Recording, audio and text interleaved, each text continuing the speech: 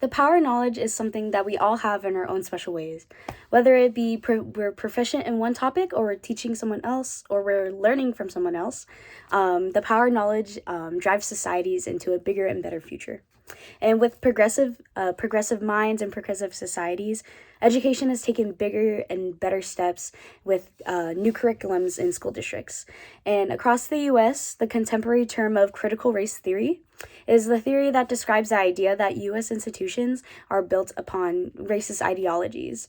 And critical race theory enforces the recognition of such discriminations and ideals, but so far, critical race theory is being censored across the U.S. by the school boards, by the government, across the nation. And as a college student, I am a firm believer that critical race theory should be taught in all school districts. Learning about U.S. history to its core, it's important to be able to be progressive in the nation. In high school, the term critical race theory was never necessarily stated, but we did teach it a lot in my school district. So I think recognizing these faults in our nation and being able to acknowledge them, it can lead to a better future and a better community. And today I will argue that critical race theory should be taught across the U.S. at a high school level. I'll do this by explaining the arguments for having critical race theory, what is critical race theory, and arguments against critical race theory as well. So yeah, my main topics are going to be what is critical race theory, why it's important to have it in like a classroom discussion, and what is the benefits of having it in a school system. I'll also talk about the arguments against critical race theory and why there are a lot of states that are censoring this type of education, and 3, the ways to push the idea of critical race theory in classrooms. So my first topic being what is critical race theory and why it's important.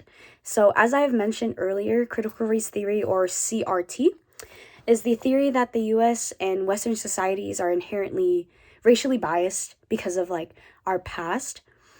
Like, for example, slavery, and also the driving out of Native Americans and the indigenous. So understanding our past with critical race theory requires a in-depth self-analysis and also a social analysis. CRT expands and extends the importance of acknowledging these kind of racist systems and understanding the harms of having a white supremacy-based institutional structure. And so some scholars that are proficient in CRT include Kimberly Crenshaw and Derek Bell. They are the primary leaders of the transcendence of the term critical race theory. Kimberly Crenshaw states on an interview that she did with the Washington Post, critical race theory is a prism for understanding why decades after the end of segregation, over a century or half a century, even after genocide of communities, why racial inequalities are so enduring even in this time. And she quoted that, and we take historical events that ride the wave of systemic racism, and CRT lets us analyze and acknowledge how it has affected many communities in society. And in higher education, so more so in college level classes, CRT is becoming more embedded within lectures and within school curriculum across the U.S. CRT is used to further conversations in classrooms and provide an in-depth kind of analysis and thought. This, first of all, is a great benefit to educators and also the students.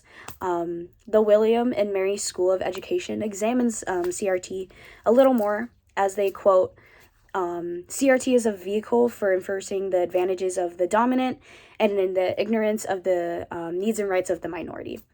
And learning about this deeper experience across societies, we grow more connected as a community for sure. And I think that learning about these experiences and how we're so diverse, we become wiser as students for the future. Communities are literally filled and flourishing with so many different types of people, such diverse experiences, different views on life from student to student. And so examining these intersecting factors while learning about the faults and the fixes can broaden a student's social lens. And for the educator, it broadens the class discussion. Like, it doesn't have to be an argument. It can be a debate. It could be a overall generalized like agreement to a classroom. So, and in college classes, different ethnic study classes, specifically like ones that are that pertain to one culture, like Black studies or Chicano studies, you'll find CRT is like highly looked at, especially teaching the multiculturalism and the diversity of classrooms. It creates a sense of validation for those that take the class for any lived experience and counter narratives of the minorities. The counter narrative is never necessarily talked about in a typical high school or like a typical U.S. history class. So it's really good to see a different lens of history. Affirming these personal stories through these classes that use CRT in the curriculum, they develop way more perspectives and like just a deeper understanding of one another. And it transforms the education structure from like this rigid take on history and transforming it into a curriculum that expands the minds and cultures of students and educators. And something more on like the personal experience, CRT in my high school curriculum has truly changed my viewpoint on different social issues and social commentary for sure. I took ethnic studies and ethnic literature in high school, and CRT was never explicitly like stated as like, oh, this is part of the curriculum, but it was definitely something we touched upon. And having seen and learned CRT, it was at the high school level, it was like such a great experience, and like I was able to connect with my classmates more. We understood each other a lot more as well, and reading information from our books that we were using in ethnic studies, way different from like a typical U.S. history class. Very cool. And while the benefits of having critical race theory can be very, very clear to some people, for others, it's sometimes seen as brainwashing. There have been a lot of shifts in motives for higher ups in education, where the censorship of specific terms in classrooms are being pushed. And so school officials and high school education boards censor the use of CRT in high schools, and the power of knowledge is being stripped from students and reinforcing just the one perspective, one single story of history. From a podcast on NPR, Mitchell Martin discusses this censorship topic with a professor. Their name is Richard Price. Richard Price explains the censorship of like the depiction of the idea of like the critical race theory, like targeting the like white supreme, and it creates somewhat of a stigma for different communities across the U.S. It's mostly right-leaning states that it happens in. Governments, they start to create anxieties by censoring CRT or different things in the school curriculum, and creating anxieties for family and education. I think that's why families don't necessarily want to push for CRT, because governments kind of create this idea that it's a bad thing. Price also describes how in Minnesota there is a book that was being read, and it was about a Black family experiencing police brutality. And one of the families in Minnesota with a kid that read that book wrote something to an education board saying that this is programming young children and young people to fear the police. And although discussing police brutality is something that is a real thing and it should be addressed with young adults. People would like to dismiss it from their kids, maybe because it's doesn't either pertain to them, or it can change the mindset of their own personal biases. But dismissing situations like this in schools, it creates closed-mindedness within students, and it doesn't reveal the truths behind social institutions. Another argument for banning CRT and the censorship of such curricula is that it indoctrinates a set of ideas on youth. From the Brookings Education article that I read, it talks about how school districts have been putting a local effort to restrict or ban teachings of CRT or things that relate to CRT. They say that at least 900 schools, or at least 35 school districts in the U.S. have been passing bans and passing laws on the censorship of CRT. Bans in Idaho, Iowa, New Hampshire, South Carolina, Tennessee, and many more have been passed. And more talk about CRT has become relevant. Policies that suppress the idea of the recognition of the faults. And they describe it as like an unhealthy indoctrination that invokes like the idea that white individuals have a moral responsibility to do something about the racist ideals and the racism that lies underneath these institutions. But CRT does, it only acknowledges it, and it just wants us to think about it and analyze it. It's not we aren't trying to blame anyone for these type of ideals that are built upon. And critical race theory, it does not only include ethnicity and race studies, it also includes other discriminations like gender and sexuality equality. There's a book I read from Judith Butler. Her book is called Who is Afraid of Gender, and she discusses CRT and the critiques of it and why CRT is so controversial. She says in chapter 3 of her book that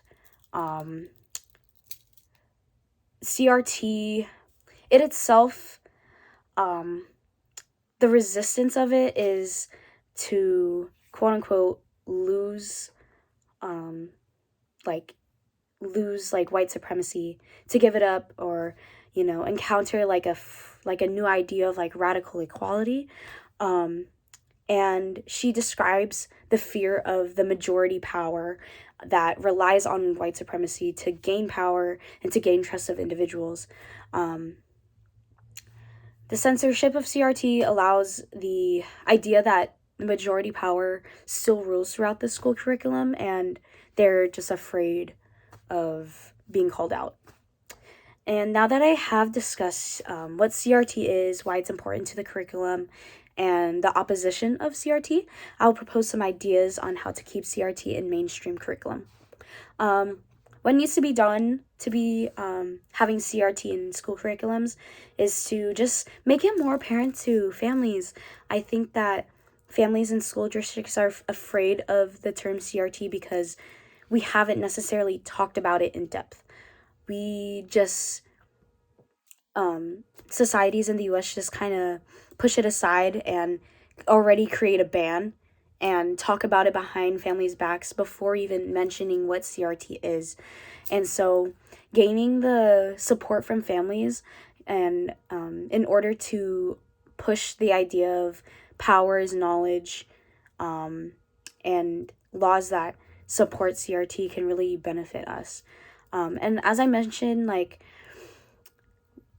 the way that we need to promote CRT is to have parents also on board, whether it be from a school syllabus or like family nights at school. Including CRT in your school curriculum gets their kids to critically think about history and the multiple perspectives, and having these multiple perspectives not only translate through just a classroom, they flourish in real life scenarios like at work or just at a coffee shop. Ensuring this type of critical thinking to parents gets them on the same page to reinforce CRT, and it provides a support system to back up critical race theory. And with the systems in power, are the majority that are not in favor of CRT, it does become a little tough to initiate a stand for CRT. Governments have a very big role in your ideas, especially for curriculum, but getting your local school district. So, for example, my local school district would be the Chula Vista School District. Chula Vista School District, if you get the higher ups from that school district, you can start to reinforce it with them and get them to reinforce it to other families. And today we can voice our opinions on CRT by talking to school boards, and also gaining attention from school boards by signing petitions and signing regulations in support of CRT. And so today I argued for the recognition of CRT in schools and embedding it in high school curricula. I talked about what critical race theory entails, why it's important for growing the mindsets of students, and why CRT is looked down upon. And here are some solutions to bring CRT to light. And again, knowledge is power. Knowledge is knowing the reality of history does not mean we're trying to blame the majority or the white people for the things that have happened in our history. It is just a recognition. It's an acknowledgement of faults of our country. And if we all become understanding of these truths behind institutions and systems that put the minority in this inferior level of our country, we are able to move on. We are able to reflect on these ideas. We are able to create a better history for our future. Thank you for listening.